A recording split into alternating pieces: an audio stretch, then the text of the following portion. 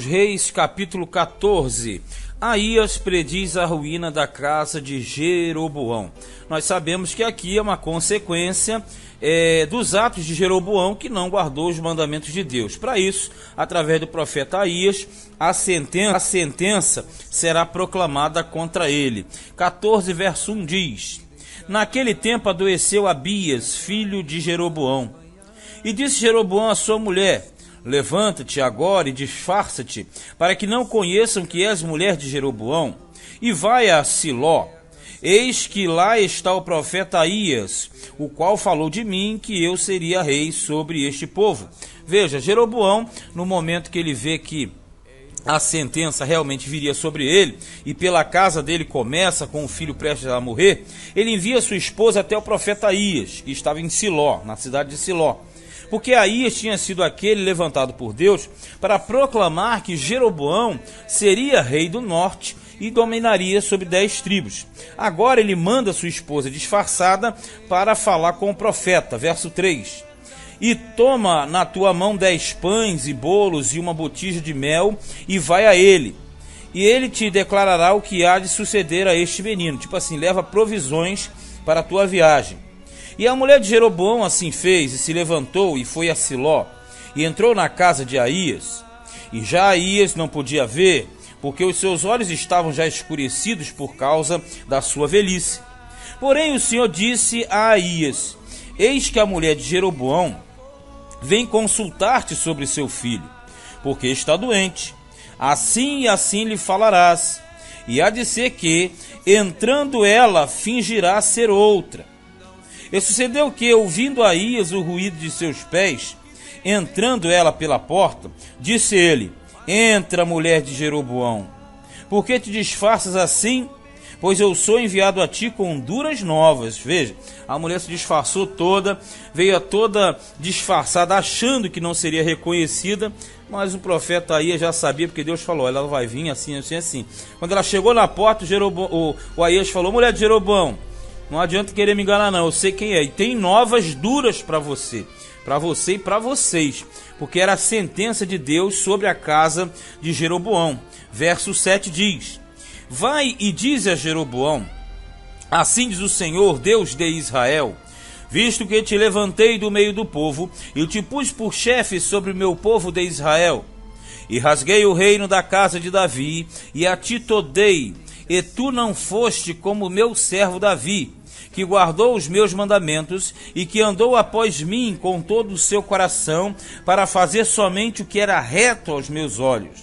Antes, tu fizeste o mal, pior do que todos os que foram antes de ti, e foste e fizeste outros deuses e imagens de fundição. Ele se refere aos bezerros que ficavam em Dan e em Betel, para provocar minha ira, e me lançaste para trás das tuas costas. Quer dizer, não deu a atenção devida ao Senhor.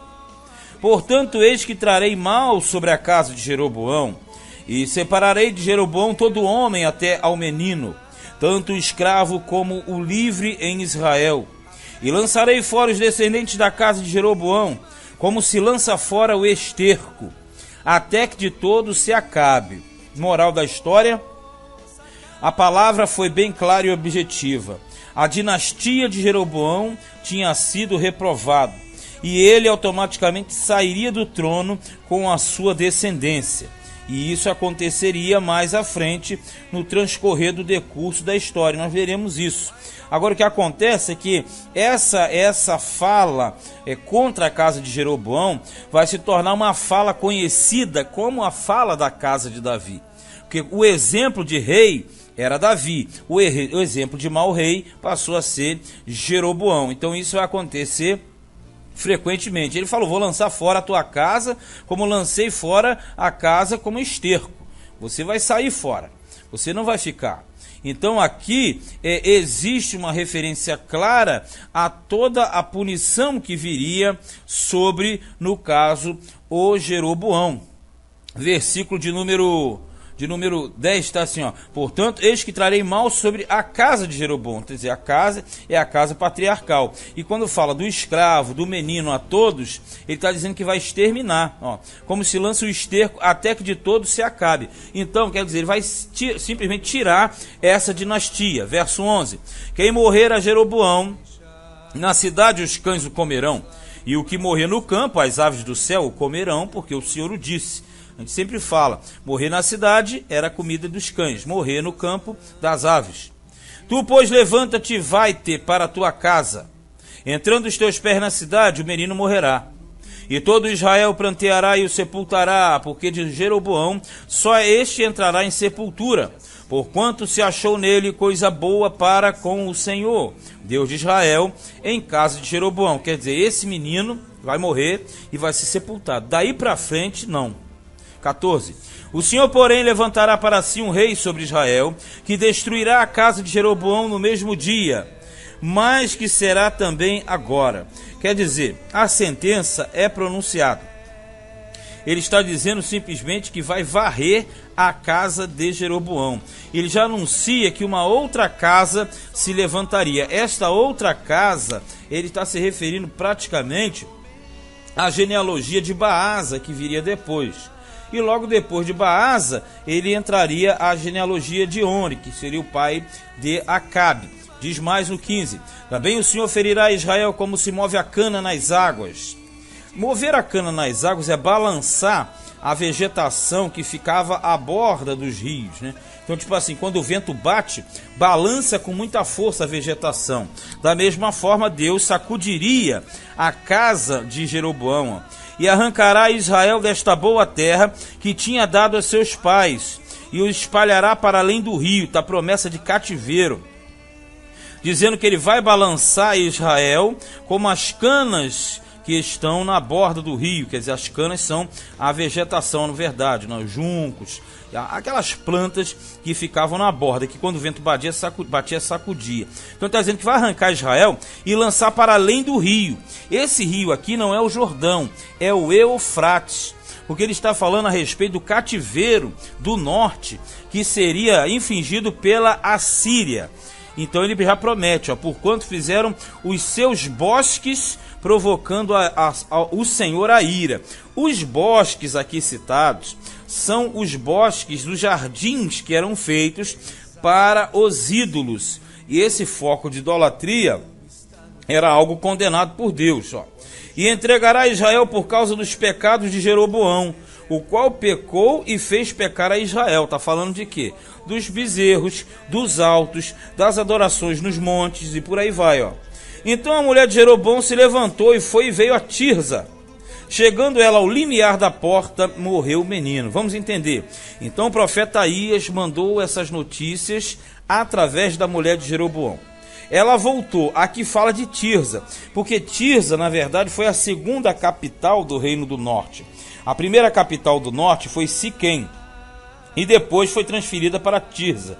A cidade de Tirza, ela ficava mais ou menos 10 quilômetros de distância de Siquém, mas na região do norte. Com o mapa na mão, você vê direitinho. E mais à frente, quando Onri, que vai ser o pai do Acabe, fundar Samaria, aí o reino de Israel passará para a capital Samaria, de forma que foram 3, Siquém, Tirza e Samaria.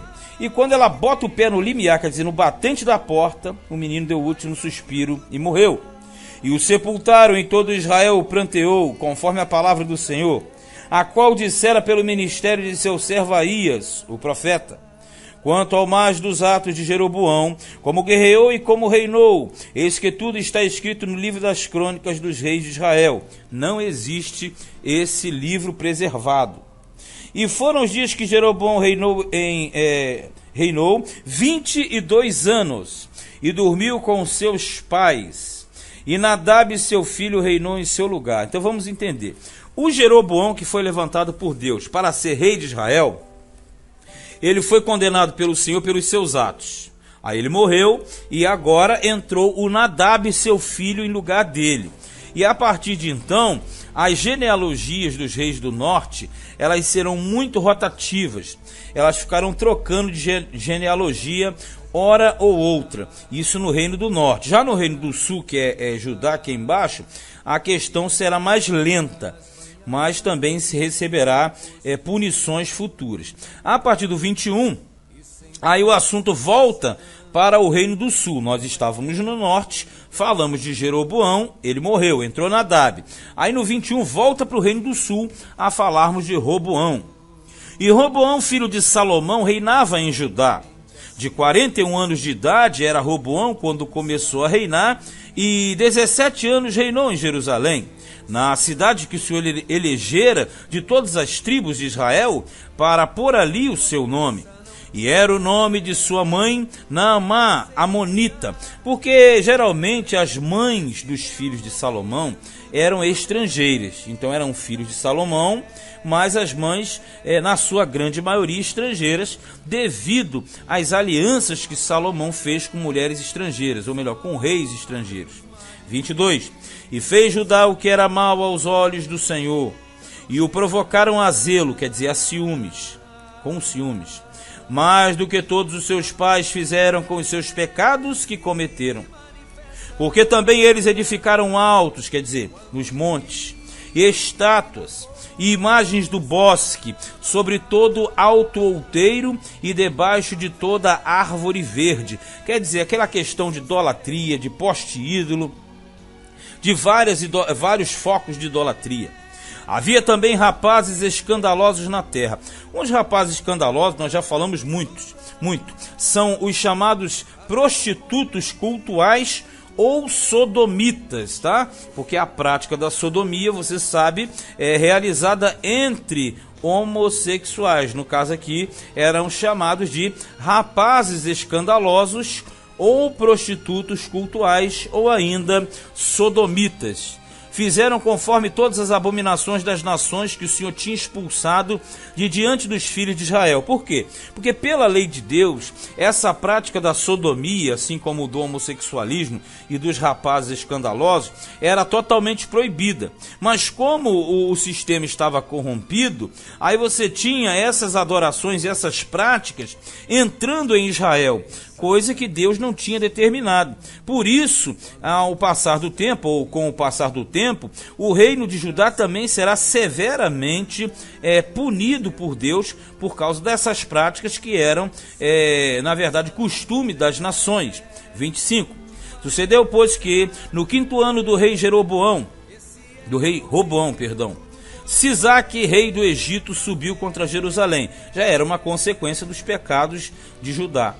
E tomou os tesouros da casa do Senhor e os tesouros da casa do rei. E ainda tomou tudo. E também tomou todos os escudos de ouro que Salomão tinha feito. Isso nós tratamos lá atrás, no primeiro livro dos Reis, no capítulo 10. Nós sabemos que Salomão, pela fartura de ouro, ele fez escudos de ouro, tanto escudos como broquéis, que são chamados também de paveses.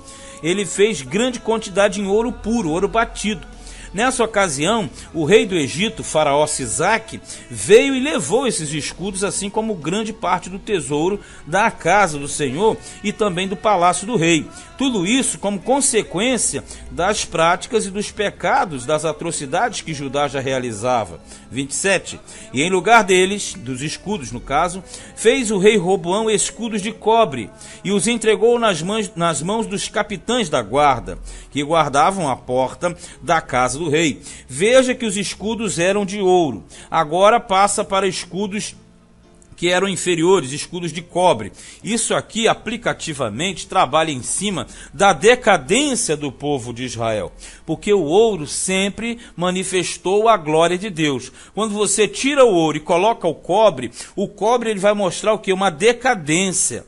Vai mostrar que aquele reino já não mais expressava a glória de Deus, mas sim que estava um reino vazio e com pouco valor ou valores espirituais. Esse daqui no sentido da troca dos metais. 28.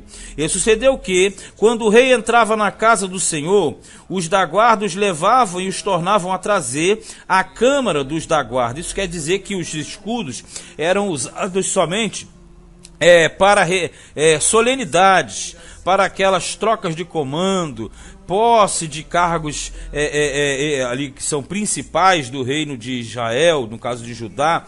Então os escudos que eram simplesmente para enfeitar, que eram de ouro, agora eram de cobre e só eram utilizados nas cerimônias principais. Quanto ao mais dos atos de Roboão e a tudo quanto fez, porventura não está tudo escrito no livro das crônicas dos reis de Judá? A resposta sim. Lá no livro de crônicas existe essa mesma narrativa com mais informações por se tratarem das crônicas dos reis de Judá. E houve guerra entre Roboão e Jeroboão todos os seus dias. Quer dizer, os dois reinos, eles permaneceram sempre na rivalidade e na hostilidade, de forma que o sul e o norte se tornaram adversários.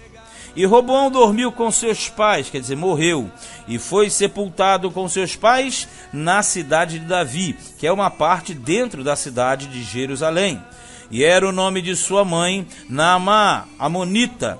E Abias, seu filho, reinou em seu lugar. Então vamos lá. Nós aqui estávamos tratando do norte. Quando chegou no versículo 21, passamos para o sul. Então aquela questão, não confundir. Sempre a partir desse livro, nós temos Reino do Norte e Reino do Sul. Reino do Norte, capital foi Siquém, passou para Tirza e a última será Samaria. O rei primeiro foi Jeroboão e a sua genealogia segue até a troca. Já no sul, nós temos o quê? Nós temos o rei do sul, que é o Roboão, filho de Salomão, na capital que era Jerusalém. E ali nós teremos a genealogia desenvolvendo, como você verificou. Davi foi pai de Salomão, Salomão foi pai de Roboão, Roboão morreu, agora entra mais um rei da genealogia chamado Abias. Mas esse aqui foi primeiro livro dos reis, capítulo 14.